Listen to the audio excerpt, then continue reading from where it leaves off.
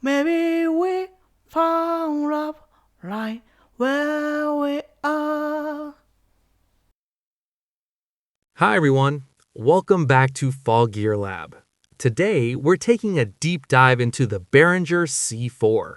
This video is all about looking closely at this microphone, how it sounds, and where it realistically fits.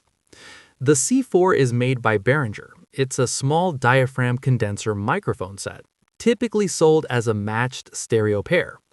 These microphones are generally aimed at budget home studios that want to experiment with stereo recording techniques, acoustic instruments, overheads, or room capture without spending a lot of money. You'll often see them recommended for beginner setups that want to try things like stereo acoustic guitar, drum overheads, or ensemble recordings. First, let's listen to the dry sound. There's no EQ and no processing at all. This is the raw signal from the microphone, and the dry audio starts now. When your legs don't walk like they used to before, and the concept of your feet, oh, you must remember the taste of my love. Oh, you ask a smile for my checks, and darling, I will be loving you till we're 70. Maybe my heart is for us, heart at 23. I'm thinking about how people fall in love in mysterious ways. Maybe just a touch of a hand. Me, I fall in love with you every single day. I just wanna tell you I am. So honey now, hey, take me into your loving arms. Kiss me under the light of southern stars.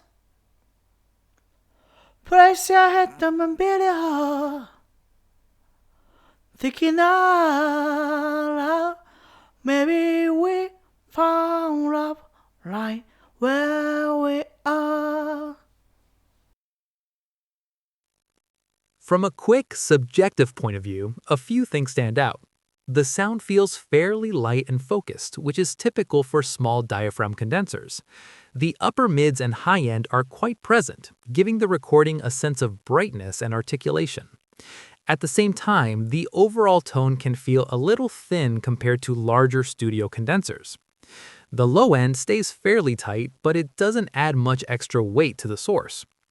Detail is present, though the texture feels somewhat simpler and less refined than what you'd hear from higher-end small diaphragm microphones. Looking at broader impressions and user opinions, a clearer pattern appears. These microphones are usually seen as entry-level tools rather than precision studio instruments. Clarity is acceptable for the price range, and the brighter top end can help acoustic instruments cut through a mix. However, the overall tonal balance is often described as somewhat basic, with less depth and smoothness than more expensive condensers. Because they are condenser microphones with relatively sensitive capsules, they will still pick up room reflections and background noise easily. That means the recording environment plays a big role in the final result.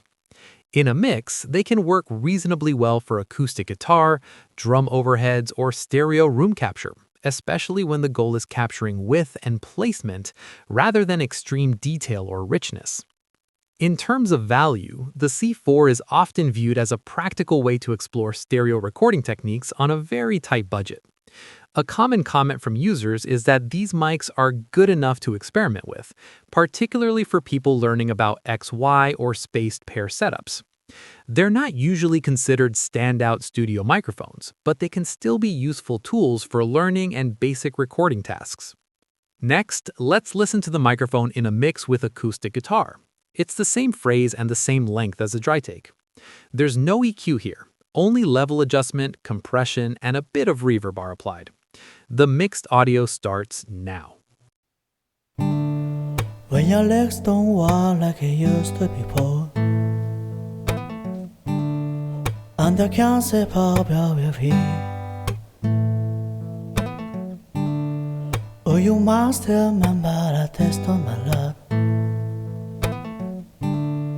Oh, your eyes still smile from my cheeks. And darling, I will be loving you till we're 17. Baby, my heart see for us at 26. I'm thinking about how people fall in love in mysterious way. Maybe just a touch of a hand. Me, I fall in love with you every single day. I just wanna tell you I am. So honey now, hey, take me into your loving arms. Kiss me under the light of sunset, yeah. Take me in the mini heart, thinking of love.